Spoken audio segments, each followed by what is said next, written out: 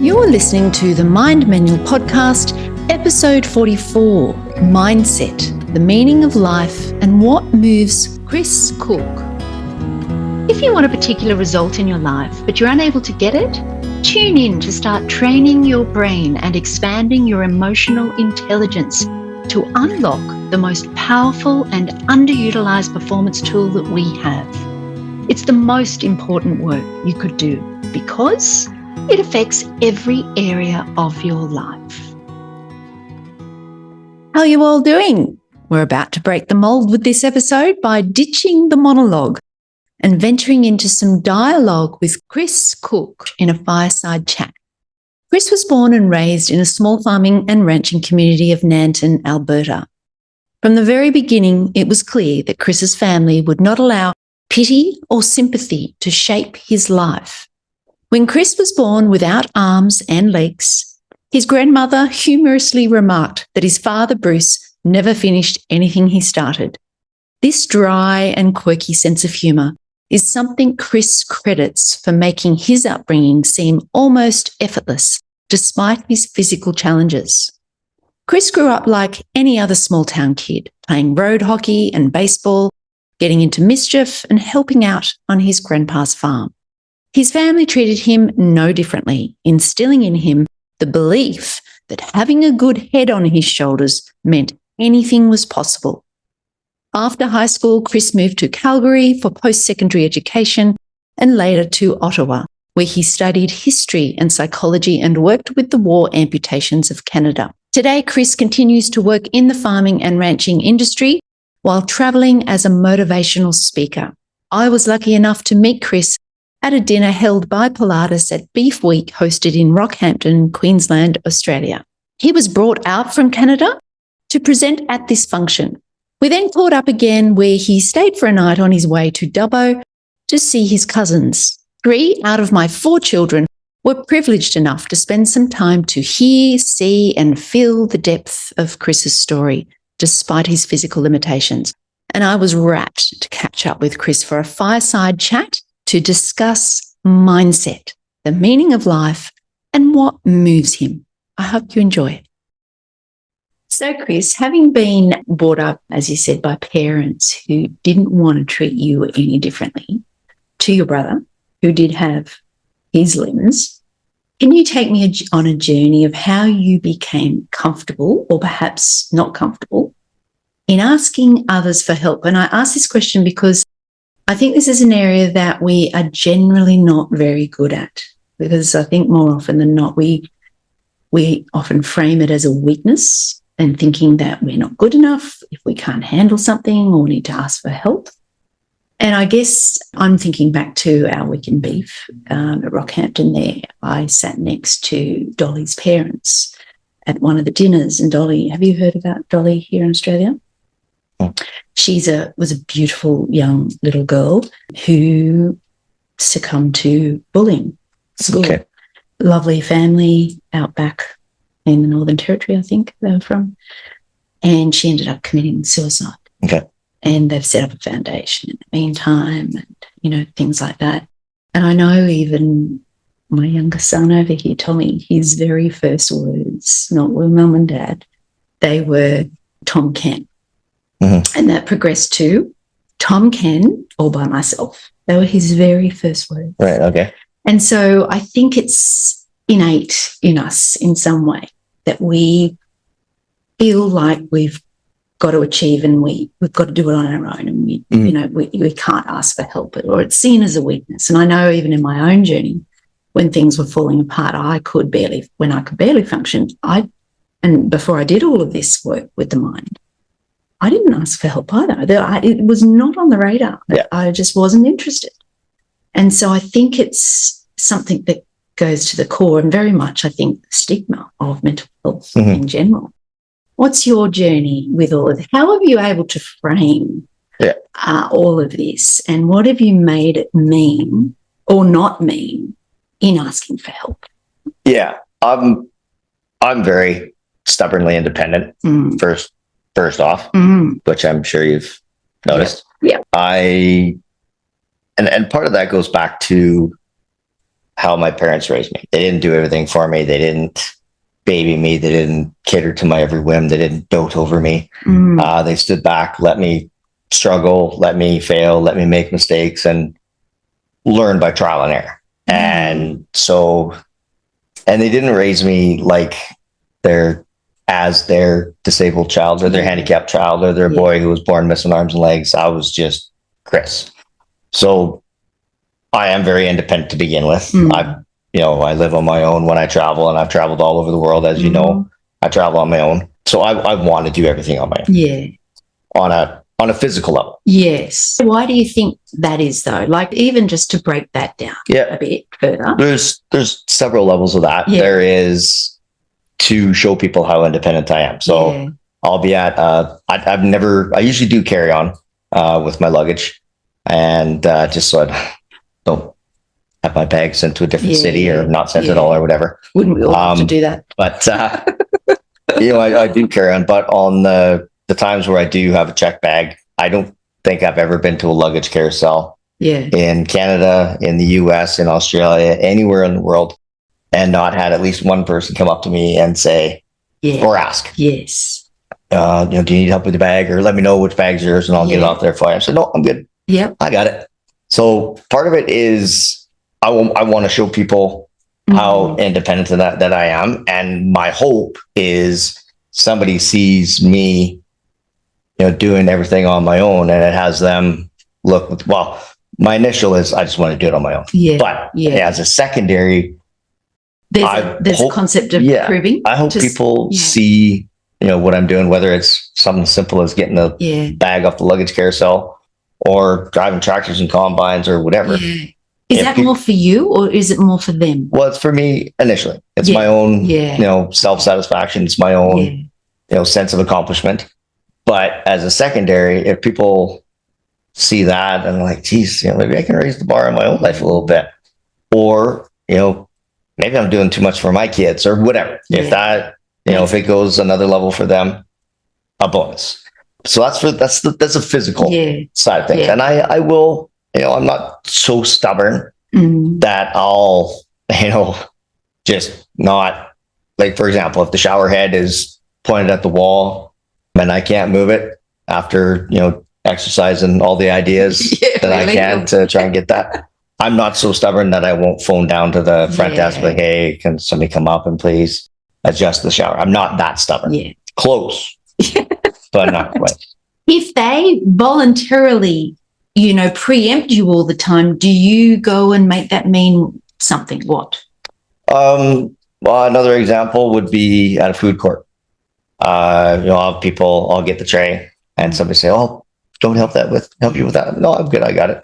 No, please let me help. I'm like, no, I'm good. Yeah. Please let me. And then at that point, it's not about me. Yeah, this is for absolutely. This is something that they need to like, all right, have at it. Yeah. And I mean, where you're sitting, I was going to sit over at that table there. Okay.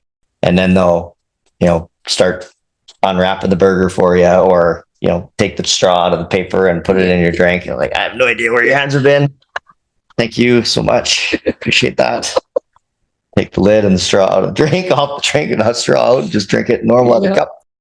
But I guess the other side of that is, I've found that people are inherently kind, whether it's a luggage carousel, whether it's a food court, no matter where I've gone, people are inherently kind. And a lot of people. That's nice, I guess. It is. It's refreshing. Try and look for the intention behind that. And, there's a lot of people that have a very cynical view of society, people aren't just as kind as they used to be, or people are just selfish. And, unfortunately, yes, there are some of those people, but most people are inherently kind. Yeah. Now, for the other, like the not physical part about it, the emotional, the mental, hey, I need some help. I'm not doing well.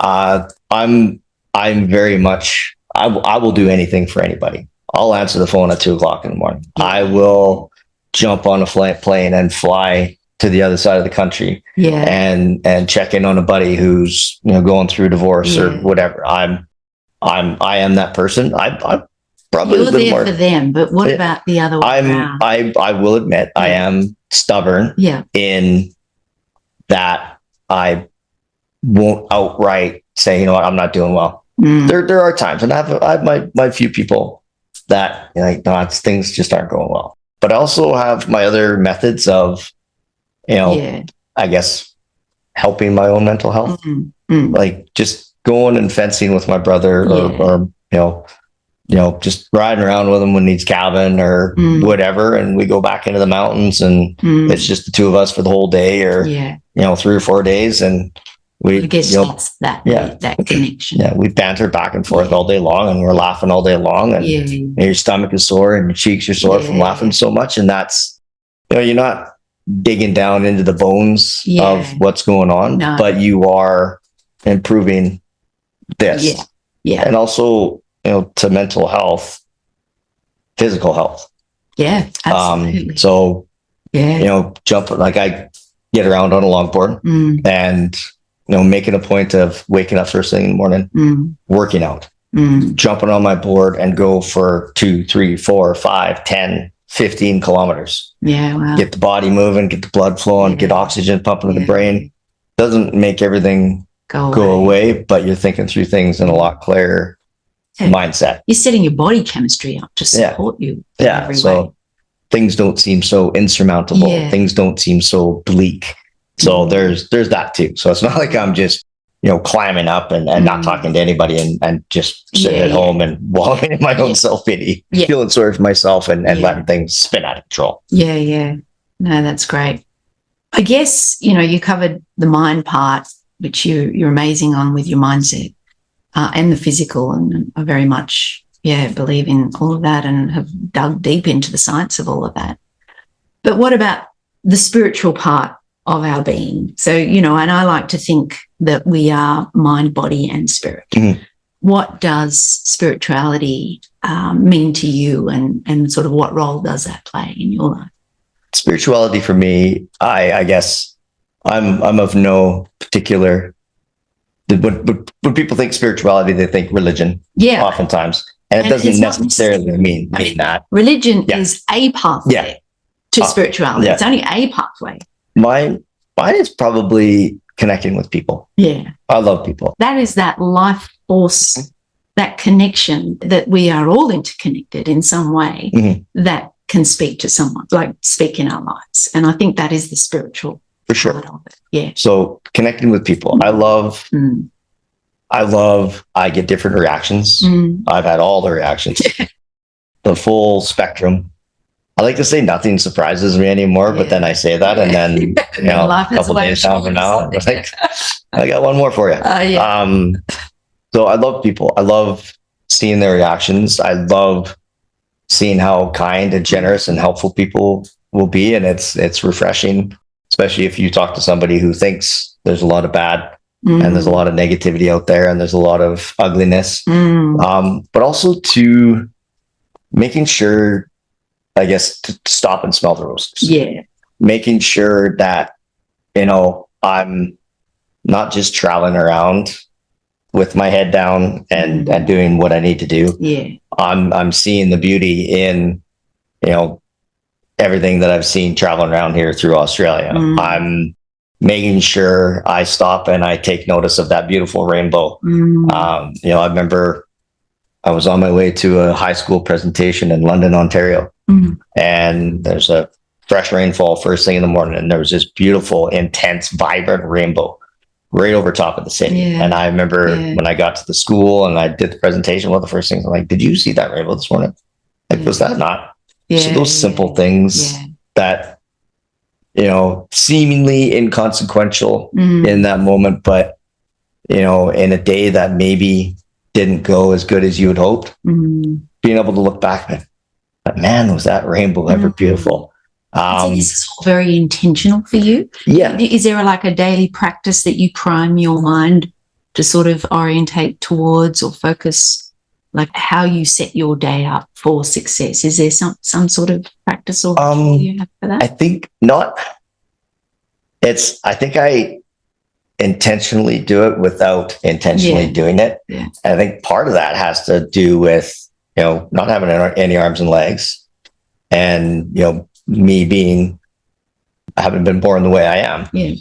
I have to look 2, 3, 4, 5 steps ahead of your average person. So my peripheral vision, I think, is a lot broader than your average person, because I'm having to keep my eye out for, okay, that set of stairs. Okay, I can do stairs, but it's going to take me a little bit longer. So, or if it's raining or if it's snowed, going up that stairs, the way I go upstairs, my pants are going to be soaking wet and muddy. And so, all right, where is my other option? So I think that broadening that spectrum of my peripheral vision, I think, allows me to see more than, because I have to. So but also, something as simple as making sure when I'm driving the combine in the fall, especially when we're farming in Saskatchewan, they call Saskatchewan the land of living skies, and it is. If the sun is visible, you will get a picture perfect sunlight or sunset, day in and day out. And actually parking up the combine for a couple minutes and going and taking a picture of that sunrise or sunset, or just enjoying it for. I mean, it sounds like you've learned to find the beauty in the basic and the simple that we often just take for granted or miss completely. And because things are a little bit harder for me physical. I do exert a lot more energy than your average person. So I think I do need to make sure I see the good parts of the day or the beauty in the simple. To maybe offset the fact that I expended a lot more energy in that day. Do you find that harder? You talk about energy, but how do you sort of see that? Is it your task is harder, your day is harder? What does that? How do you frame that? I guess. Well, sometimes better than others. There are days where I'm fully accepting of. By the end of the day, I'm gonna have burnt way more calories than your average person. By the end of the day, I will have had to take 3 or 4 extra steps to do a certain task than another person. And there's other days, and it's the days when you're just not feeling yourself. The days where you didn't get enough sleep the night before, or you're going through other things, and that 2 or 3 extra steps is so incredibly frustrating and annoying, and you just want to crawl back into bed and go to sleep and wake up and hope it's all gone away. But unfortunately, life doesn't stop. So you have to figure out a way to push through. Is it true that you don't miss what you don't have? Oh, 100%. On a day where I feeling sorry for myself, thinking life is so much more challenging and so much more work than it is, you or, kids or whoever, and thinking it'd be so much easier if I had arms and legs. I don't have that. Even though you don't know what that might feel like. No, I have an idea or a vision in my head what that might be. And so you often fantasize about that? Or not really. No. It's just it's usually a fleeting moment. I don't allow yourself to indulge in that, or I'm not really guilty of falling into that. It's a fleeting moment of it'd just be so much easier if I had arms and legs, or it's so much easier for everybody else. Whereas I don't really dwell on, or I don't really find myself thinking, what would it actually look like if I had arms and legs? The only thing I've ever really felt that I've missed out on is playing ice hockey. And that's the most Canadian answer I can give you. When I was a kid, my dad played competitive hockey, not pro, but competitive hockey. And after one of the games, my mom took me down to where the players come off the ice and kind of passed me off to Dad. And Dad took me for about 2 or 3 laps. And I so vividly remember like the cold air against my face and the smell of the rink. And I remember everything. And I love sports. I've tried to be involved in sports as much as possible, whether it be, if I couldn't participate or compete to a certain level, coaching or managing or announcing or whatever. But hockey is the only thing that I ever really feel like I've missed out on. And it's not like it's a huge gap in my life. Found a way to adapt. Well, there's sledge hockey, which is kind of like it's like a sit ski, but on skates. Yeah. And tell yourself. Yeah. I mean, I could try a way of doing that, but I don't know. But again, as you say, it's going to have to be standing up on two legs and being able to hold the stick with two hands and playing hockey. That's the only thing. Yeah. And even do then, you have dreams of playing hockey? Like, I do. That's the only time I've ever dreamt that I had limbs too. Yeah, I was about to say, did you have limbs? Like, I'm not running. Yeah. I'm not, standing up doing it. I dream as I am. Yeah. And but there is one dream where I had arms and legs or have arms and legs in this dream, and I'm playing hockey. Yeah. That's the only one. Yeah. Isn't it? Yeah. Amazing. And I've always wondered if I'm going to jinx myself by saying that out loud. And then I'll have a dream where I have arms and legs and I'm doing, and it hasn't happened yet. Happiness is a topic that happens to have been the most popular course at Harvard University since the year 2006 when they introduced that. And I guess it's something we all crave to be. One of the three main ways they teach on how to become happy is to focus on what you have, not what you don't have. Mm-hmm. Is that how you've had to orientate your life? Your mind. And yes. Well, as you heard in my presentation, that is almost verbatim. Yeah, right. What I say. I do these. I make sure that I'm grateful for what I have instead of worrying about what I don't have. Yeah. And hopefully glean that perspective on other people who are listening or attending one of my presentations, for them to be, again, grateful for what you have instead of worrying about what you don't have. There's the grass is greener on the other side of the fence analogy. I guess, I was born missing arms and legs, but, I have this leg on partial leg on the right side. That's how I hop around, or that's how I propel my longboard. Yeah. And that's how I, get myself up the stairs. Yeah. So at least I have that. So you're grateful for that. Yeah. I know people who were born with, arms completely off. Well, at least I have. Yeah. This. Yeah, you do. I have an amazing family. I grew up in an amazing community. I have incredible friends. I have my 3 nephews and 2 nieces. Yeah. Absolutely love them to death.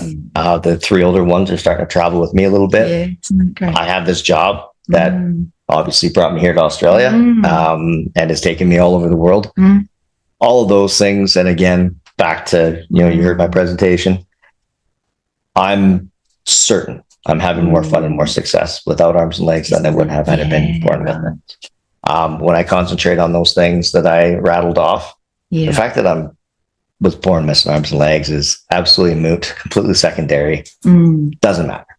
And that's being able to frame your mind to concentrate on the happy things, the good things, the things that are going well, instead of letting yourself fall to the negative. Yeah. Or, blaming things on someone else or something else. A lot of times we just, it's an easy scapegoat. I blame it on my parents, or I blame it on the government, or blame it on all the other things. Yeah, all the things that are easy. If only I had this, then I could be happy. The right people in my life, the right circumstance, whatever that is. But I don't. So who taught you to think that way, to frame it that way? Part of that. Well, there's several things. Part of it is an inherent ability. I'm inherently positive. Yeah. And I'm very lucky that way. Yeah. Also, just taught, like how my mom, hey, there's people that are out there that are going through a heck of a lot worse than you are. Yeah. So sure, be mad, be upset, but don't be throwing that pity party for too long, because things aren't changing. You're not growing arms and legs. And also to an agriculture background. Yeah.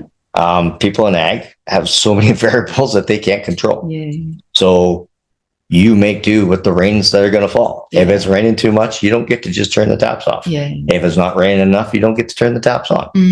So you just make do with what you have, and you make it work. And, my grandpa, it was mid 80s, and we were going through a huge drought. The economy was horrible. And I remember driving around checking crops with grandpa, and he said, basically it's like, it's looking pretty rough. Like things are looking bleak. I mean, I remember there was more bare patches than crop growing, the grasshoppers everywhere. And he says, in the end, I'm doing what I love. Yeah. He says, all I've ever wanted to do is, farm and run cows. Yeah. And I'm doing that. Yeah. So it's been part of your, I guess, learned, conditioned environment, which is amazing that you had exposure to that. But yeah, I don't think I could have asked for a better upbringing, a better, surroundings, in agriculture. And no, that's great. The second point they make in this happiness course is to simplify. And I think they're referring to everything, basically, in every area of our life, from the physical, material possessions to our mind, certainly our thoughts. I think it was Lao Tzu that said, stop thinking and your problems. And perhaps even spiritually, even in just choosing love and asking the question, what would love do? In a spiritual sense. How does that resonate, I guess, with your philosophy of life in simplifying? Have you intentionally gone about doing that? I guess because of, the physical need to, in some respects. Yeah. Yeah, no, it's out of necessity to simplify things. Take it one step at a time, be able to look far enough ahead, because it might not be 3 steps. It might be 7 steps. It might not be a 10-minute job. It might be a 20-minute job. But also the simplification is also, like, I don't have a lot of, you've seen, I carry my own bags. If I had a bunch of adaptive technology and specific tools for specific tasks, if I had my place retrofitted, if you came into my place and walked through the door, you wouldn't be like, oh yeah, there's somebody with a disability living here. Yeah, right. It's just like anybody else's place. It's just, I just make do with what's there. And the way I've seen that is, if I have all this equipment, if I have all this technology, great, that helps me out at home, but then I have to take all that stuff with me. So travel, if it's not taken off the table completely, there's a lot of stuff that's going to have to get thrown into the bags with me. So I'm probably not going to be traveling on my own if I have to lug all of that around. True. And you've given this deep, serious thought? Absolutely. Absolutely. And it's still, I'm still figuring out simpler ways to travel, to minimize what I have to take with me. And also, too, I find if I can adapt to the world, instead of needing elevators, instead of needing lifts, instead of needing an escalator, instead of needing ramps, instead of needing yada, yada, yada. If I can adapt to the world, all of a sudden, the world is accessible to me. I mean, I've traveled to, places like Nepal, Cambodia, Guatemala, where accessibility is not something. And one thing I will say, Australia, as far as accessibility is concerned, I would say of all the countries that I've traveled to, Australia probably is probably a leader. Oh, right. Yeah. And I've noticed that more this time around than I have in times in the past. I don't know why I've felt the need, even though, yes, I can travel around and I don't need, places to be accessible. I don't need an accessible hotel room. I don't need, I can certainly advocate for those who aren't able to, get up that set of stairs because they have a power chair. So, and I've been a lot more conscious about that. That's great. Authenticity. My daughter was, Emma, as you know, she was marveling at yours. It struck her that whenever she spoke with you, you showed up in a very consistent way in every setting. And you spent a fair bit of time with her during that week at Beef, flatting with her and the Pilates team. And she made the comment that the way you speak on stage felt the same way as if you were in a room of just one other, which I think speaks to your level of authenticity. And she's only 23 now, and I know that she wrestled, in her teens, like most do, particularly in growing up through the era of social media revolution with cyberbullying, where there's social masks that people wear and present to the world, can often be worlds away from how things really are in their private world, away from the public. And I guess given the depth of influence that social media has on our lives now, particularly those growing up with it, and the unregulated and unmediated forum that it has become, where people hide behind anonymity and social masks, where they don't have to present in person to face up to the consequences of their actions or their words. How important do you see the role of authenticity is, and what are the benefits that you've experienced in aligning yourself in this way? Because I think we need to do a bit of a sales pitch on it to sell the idea that this is an ideal way of being for others to look up to and say, I want what she or he has. Mm-hmm. Yeah. So how is that? Well, I guess authenticity that one's a huge one for me. Yeah. Like what you said, Emma said, what I say on stage and what I say in a conversation one-on-one or with a group is very similar. That is one of the best compliments I can get. That's one of my favorite compliments, I guess. Yeah. So it's one of your highest values. Really. People don't care how much you know until they know how much you care. I love this job. I love the farming too. I love agriculture. I love cattle. I love all of that. But this job of getting to travel around and tell my story and hopefully make an impact and make a dent and whatnot. I absolutely love it because I love people. And I make a point of, I'll just go in, do my presentation and then just head on out afterwards and go to the next one, or have time to myself. Like I was at that Pilates tent every single day. First of all, everybody at Pilates, whether Seb to Emma and Joe and Rebel and Jen and none of these people who but everybody was absolutely amazing, awesome. And so when somebody is that great to me, I want to make sure I am that great or greater to them. And you miss out on an opportunity by only doing your presentation. You miss out on the opportunity to meet some incredible people, to have deeper conversations, to learn from other people. I don't know that if I would have just gone in and done my presentation, that you and I or George and I would have had as much of a conversation as we have, and we might not be sitting here like we are right now. And I do every single presentation I do. I go through everything that I said and how I said it. Oh, do you? And I go and critique. I really, with a very stringent, very high level of expectation. And I was actually really happy with presentation. I always find a lot of faults in the presentations, but I was very happy with how I did at the one you were at in Rockhampton. Because I do care. I want to make the biggest impact possible. And that impact, it's more than just a 45 or a 60-minute presentation. It's the time that you spend with people afterwards, having a beer and visiting, or the 4 or 5 days that I got to spend with Emma. And every single one of those days, I think other than the Saturday, I saw you and George every single one of those days too.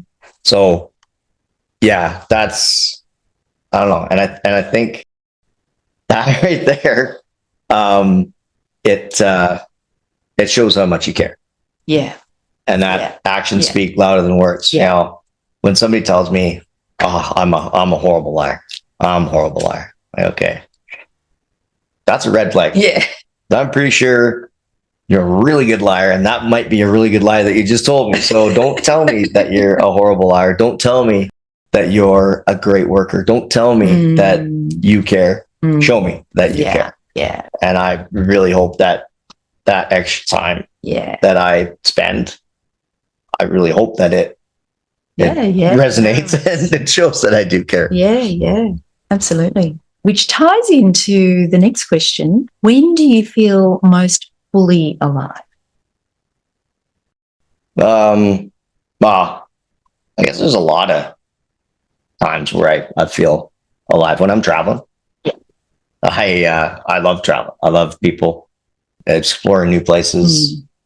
When I'm on the tractor or out in the field, helping my brother move cows, or out fencing or whatever, and just big open sky and fresh air and stuff like that, and laughing and making people laugh. I use a lot of humor, and I haven't used much humor in this in this little interview that we've done, but I love humor. I love laughing. I love making people laugh.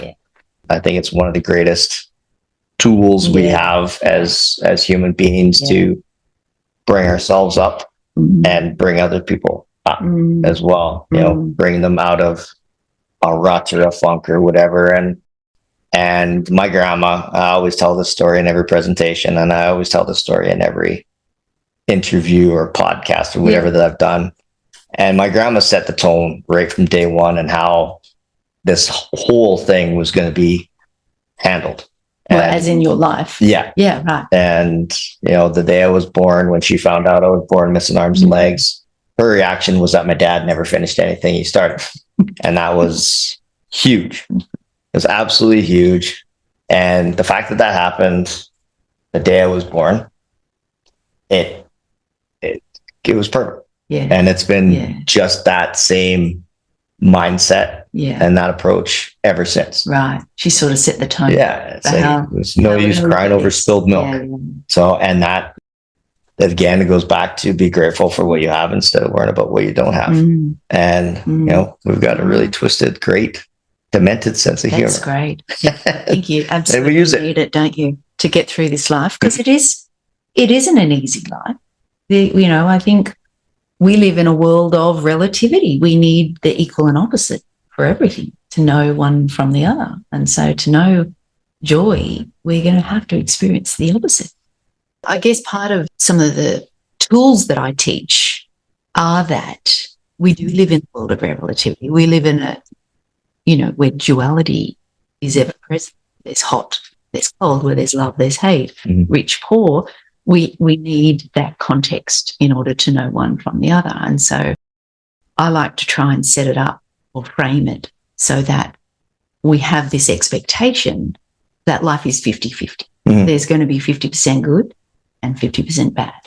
And so we better adapt or equip ourselves with something like humor or something to help us get through that and just to frame it in that way. So no, I don't think it is an easy thing, whether we have arms or legs or not. And I heard you say that perhaps your life has been made easier in some ways because you didn't have arms and legs, because it wasn't going to be a run-of-the-mill sort of life. Yeah. Is that how you? Well, I guess when you say, life can be hard, and it can be, and it is for a lot of people. And there's this assumption that the fact that I'm missing arms and legs, that is the most challenging part of my life. It isn't. It isn't. It isn't. Okay. It's that 6 inches of space up here. It's when I get in my own way and I make it about the fact that I'm missing arms and legs. It's not. Yeah. It's not. That's in the grand scheme of things, it's pretty inconsequential. Yeah. It does provide its challenges, but it's not the difficult part of the day. It's not the difficult part of life. It's the same thing.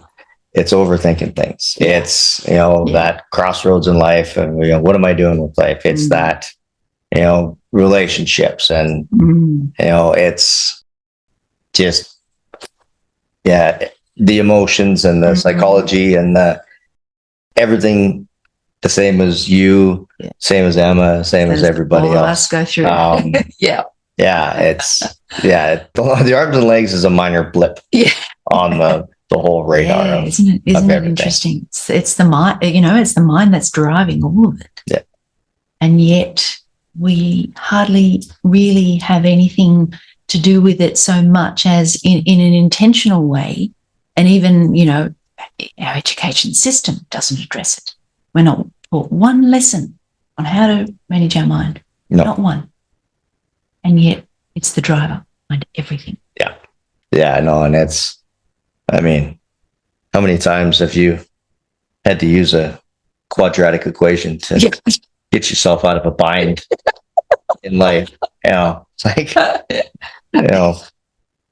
and I think, we can, and we need to, and we should be preparing, people, their youth, to make them better equipped for dealing with those types of things. It's just something that's sort of overlooked at, and let's teach them all these other things. And, and you wonder, how have we been able to overlook that for so long on such a world scale? Well, I think part of it is, we're becoming more aware of stuff like that. Even mental health. You can talk about it. You can talk about it. If somebody, committed suicide. They just died unexpectedly. It was, because there was this shame around it. And, so there's shame around opening up and talking about your feelings. And, in the blue collar, ag world, although it is changing, you just bottle that up and you work through it. And you'll be fine.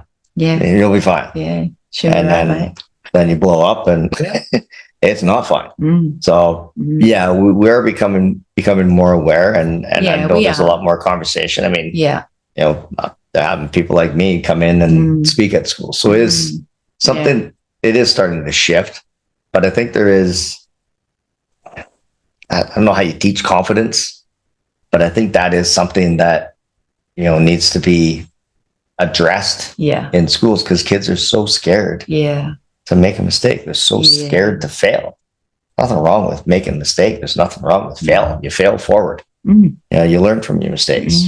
And so you have these kids that are playing it safe, or not willing to, take that plunge or take that risk and put themselves out there for fear of failing, or for fear of, what everybody else is going to think. And, and I think that confidence needs to be, and that confidence is something that, my mom and dad, they never held me back from anything. You want to go skiing? Okay, well, figure out a way to make it happen. It was not, to say you miss arms and legs, it could be dangerous, it could be difficult, it was, okay, let's figure it out. So the things that I go out there and do now, like traveling by myself, or deciding on a whim to hitchhike across Canada, I don't recommend that, but I've had the confidence to do it, because if it doesn't work, it's not the end of the world. And it goes back to, that's the thing. I think, we make it mean all these terrible things if we fail.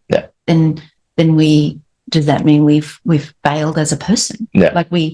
I think a lot of the things that we go and do, we attach to our identity. And so that we have to fear failing at that. Otherwise we're a failure as a person. And I think that's what we go and make it mean. And for those who, make fun of our failures or judge what we've done, they're too afraid to go out there and take those risks themselves. And I've always said, if there is something that you want to do, if there's this dream that you have, and you put it out there and you do all the work to try and make that happen, the people who are, criticizing you or ridiculing behind your back, they're too afraid to put themselves out there. Those people who aren't afraid to, grind and work for everything that they have in life, those people who are always hustling, those people will put all their support behind you, because they are the same as you. They're willing to go out there and they're willing to work for it. So, it's the naysayers, you've basically just forced them to take a look at themselves and decide whether or not they're ashamed of themselves for not putting themselves out there. And it's a lot easier to mock you than it is to have an introspective look at their own life and say, geez, maybe I could get off the couch and work a little harder for my goals and my dreams. Yeah. You often wonder, are those, keyboard warriors that are out there trolling the internet and social media, if they have spent 1 second of any of that time in self-reflection, in deep reflection, I think that's what they're all scared of. And so they're just projecting that out onto everyone else. We only have, I think, the content that we have inside is all that we have to give and project out. So whatever we're projecting out is a reflection of what is actually inside of us. Absolutely. And so I think, it's an interesting journey, certainly is. Have you contemplated and decided what the meaning of your life has been or will be going forward? I mean, and do you see it as a creative process that you can be fully engaged with? Well, I think, the goal is to leave this world a better place than we found it. Pretty broad, though. Yeah. I think, it's a constant for me, and I hope for others, it's a constant. I want to be a little bit better today than I was yesterday. And then tomorrow, I want to be a little bit better tomorrow than I was today. But also, you're going to have hiccups. You're going to have bumps in the road. You're going to have days where you messed up or you were off or whatever. And you want to make sure that it's not a 1 step forward and 2 steps back. It's just 1 step back. And then, the next day you get back up on that horse and you get back to the equation of make it a little bit better today than it was yesterday. Yeah. So and not letting those bumps in the road just throw you. Yeah. Because that's, people, they get the momentum, they get out of that funk and then they have a bad day and then they allow themselves to, regress all the way back to, I'm a failure. I guess they see it as they're framing it as a signal to quit. Yeah. Rather than, I guess, a signal to rest. Just take a rest. Yeah. No, you got to give yourselves those off days. Yeah. Celebrate your wins, absolutely, but don't be so hard on yourself when you don't have that perfect day. I mean, perfect. Yeah. What's perfect anyways? But also to, the meaning of life. Things don't just accidentally happen. And we were talking about this earlier. There's always a reason why we meet people. Yeah. And there's always signs out there. And as long as we're not traveling, with our blinders on and we are seeing the peripheral and we are able to, learn the lessons and the mistakes that we've made, learn the lessons and the things that didn't go our way, learn the lessons and the bad things that happened or the difficult things that happened or the tragic things that have happened and figure out a way to make ourselves stronger. So in saying that, was I born like this just because? Yeah. Probably not. Yeah. Do I put pressure on myself to, go out there and show everybody what I do or how I can do things and all the things that I can do without the arms and legs? No, because I do it to prove to myself what I'm capable of doing. And if other people see that and, decide to raise the bar in their own lives or have an introspective look at themselves, if that's a byproduct of all of that, that's just a bonus. Yeah. And it sounds like you have a very healthy relationship with yourself in that way, because what you think of yourself is up there I think it's got to be up there as the most important thing. Because otherwise we're trying to see it through everybody else's eyes. If we can't have that for ourselves. And if you go living life for everybody else, you're in for a miserable long ride. Yeah. So, and that's not to be selfish. I think it's actually quite the opposite of selfish. And then, you see kids who are doing everything for everybody else around them. Because that's what your parents want you to do, or that's what your friends think you should be doing, or that's what you're doing on social media or whatever, if you're out there living life for you, and you're doing what makes you happy, you're going to show up as the best version of you. That's it. And the other people around you are going to be happy. Get to benefit from that. If you have absolutely no desire to go into med school and become a doctor, but your mom or your dad or both really want you to do that, they're not going to have a happy version of you, and they're not going to be happy when they're with you. It's just all surface stuff. Really, I guess, see the real version of you, because you're too busy doing it all for everybody else and how they will think about you. So they're not even getting the real version of you if they set their life orientated up that way. Yeah. They're just seeing that perfect Instagram version of you. Yeah. No, it's interesting, isn't it? And so I think that, the greatest gift that we can give to the world is to do the work on ourselves, because once we can set ourselves up in the best way possible, then we have at least that to give and to radiate out onto the world. So while some people will think it's very selfish to be focusing on ourselves in this way and doing all that work, I think it's the complete opposite. I think it's the most selfless thing in a way, because, once we set that up for ourselves and we've got that foundation and we have it right within ourselves, then we become that gift for the world. Absolutely. Yeah. Absolutely. And, I think if people see you or me, whomever, living the most authentic, true to themselves life that they possibly can, maybe they're more apt to, okay, well, maybe I'll take a look inside the mirror and inside myself and, have the courage to maybe do a little course correction. Yeah. And it's trying to be that example of what is possible. Yeah. And that in itself is a gift. Absolutely. Yeah. It's big stuff. It is. It is. It is. And it's always great that even when I have these conversations with people, it gives me the opportunity to take a look within myself and, I guess make sure I'm checking in with myself. Yeah. And making sure that I'm, in my presentations, I'm not just talking a big talk. Yeah. Because when I tell people or encourage people to get out there and, all those things you talk about doing, dream about doing, and think about doing, don't just talk, dream, and think, do.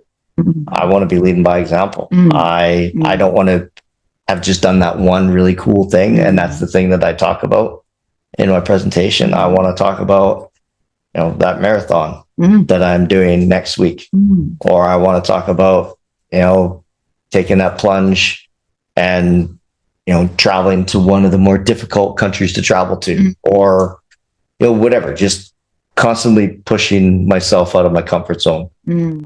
And so there's a lot of people that, they have they talk a big talk. Yeah. There's a lot of people who have a really, really beautiful looking Instagram, but behind the scenes, it's a mess. It's a mess. Yeah. It's ugly. I want to make sure that the Chris that you see on stage, the Chris that you see on Instagram, is the Chris that you see when you hang out and have a beer and, just talk about whatever. And it's interesting, when to see this innate drive, I think, that we have to be better. It really does help, I think, consolidate this belief I have that we are here to grow and evolve. It seems to be an innate calling. It's this higher order thing that we're driven to do and become. When it's tough. I was speaking at a thing in, it doesn't matter where it was. And there was, it was a team building thing. And the guy who was leading it was talking about how, I don't know how they measure this, but he said, and don't quote me on the exact numbers, but he said in a day, human beings have about 60,000 thoughts a day. And 80% of those are negative. And it goes back to when, we were hunter-gatherers and literally everything could kill us. Yeah. So we had to be on our guard, looking for the danger, the threat, the something, the thing that's wrong in this session. So if only 20% of our thoughts in a day are positive, yeah, I mean, that's a lot of negativity out there. Yeah. So that's we are actually wired for negativity. We are hardwired to be innately negative. Yeah. So inherently negative. Yeah. So for somebody to be an inherently positive person or to force themselves into being a positive person, that's a lot of work. Yeah.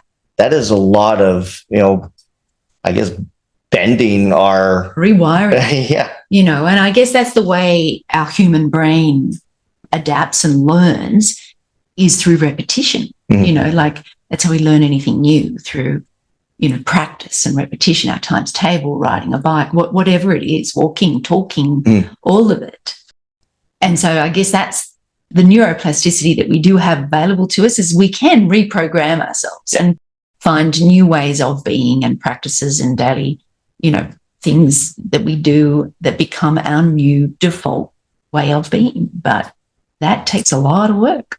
That's a lot of repetition and practice. And puts so much more importance on celebrating your wins. Puts so much more importance on stopping and smelling the roses, so to speak. So much more importance on gratitude journaling. So at least you're starting your day off with something positive.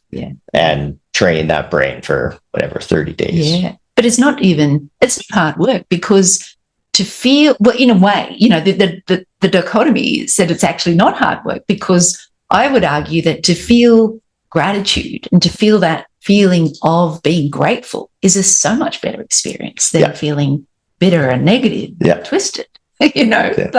So it's not hard work, but it's a matter of doing the work. It's doing it. Yeah. It's making it, doing it consciously, deliberately, and living your life more intentionally. Because our default is not that great if we look at our program. So this is the work, I think, the most important work any of us could do. It's to reorientate our lives, because we're not being chased by the lion anymore. We don't have to keep looking for so many dangers and threats. There are some out there, but, that's, we sort of, we become, I guess, fused with our thoughts, that whatever we think is real. I think that's the illusion that we fall for. I think the lion that's chasing us now is ourselves. And throwing a wrench into our own spokes. And tripping ourselves up. That's the I mean, yes, there are extraneous outside variables, but I think my biggest battle is me. I think we're all our own worst enemies. Absolutely. And and that's I guess the whole area of studying the mind and the constructs of the mind, and that's all they are, is they're our own created constructs. They're not necessarily what is real. It is not truth. It is not fact. They're just, an idea is something that we create. We don't have to go and blindly believe it. And I think that's the trap we all fall in, that because we have an idea, we go and blindly believe it, and we don't call it out. We don't challenge it. We don't challenge our thoughts. We don't actually even see our thoughts. Most of those 60,000 thoughts, 95% of them, apparently, according to neuroscientists, are subconscious. They're beyond our conscious awareness. We don't even realize we're having them. And so that's the work, I think, in increasing that 5% to being a more conscious, living our lives in a more conscious, deliberate, intentional way. And I think that's where the possibility is, the gap that we haven't yet really tried to expand. Right. Yeah. Well, anyway, that's my... No, And when you see that, the potential that offers and where that can lead, it's really exciting and really empowering to know that actually we can widen that gap and start to live our lives a lot more deliberately with intention, as opposed to being at the effect of it all, thinking that it's all just happening to us, where we start to become in charge of our thoughts, choosing deliberately. That rewiring, I guess. Have you read Breaking the Habit of Being Yourself? No, I Dr. Joe Dispenza. Yeah, I have heard That's some. but I haven't There's read some. it yet. I've read it, and I haven't got to the end of it, and it's one of those ones where I just really need to sit down because there's a lot of stuff in there, and it's fascinating. Yeah, and it just goes to show how powerful the brain is, and how powerful we can make our brain. Yeah, and how amazingly, incredibly well our brain can screw it up for us too. Oh, it's a double-edged sword, isn't it? We can use it for us or against us, Mm-hmm. as with everything. You know, it's this duality again. You know, it can be our greatest performance tool that we have, or it could be our greatest weapon. Yeah. But that is the nature of life on Earth. Yeah. You know, that's what we're faced with. That's that duality. I think that's the beauty and the benefit of not just going through the motions. Yeah. And just the day-to-day minutiae of life, and wake up, go to work, come home, the treadmill, watch TV for a couple hours, go to sleep, rinse and repeat, of stepping outside of your, that monotony and challenging yourself, test yourself. And some a little bit each day. Practicing the instrument, or learning a new language, or exercising, or whatever, just something, just to remind yourself that you're alive, and you're capable. No, it's great stuff. Well, thank you. Yeah, you're welcome.